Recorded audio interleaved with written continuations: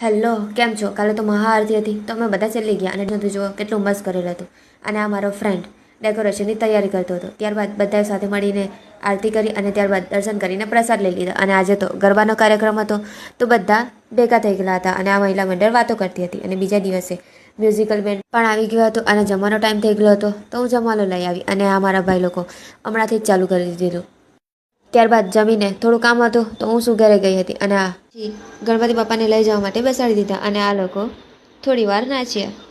આ મારો ભાઈ ખબર નહીં હું કર્યા ઘરે બેસીને. અને આજે તો વિસર્જનમાં ખૂબ જ મજા કરી અને રસ્તામાં બીજા બધા ગણપતિ પણ જોવા મળ્યા અને આ મારા નાના ટ્રેક્ટરથી સ્ટન્ટ કરતા હતા.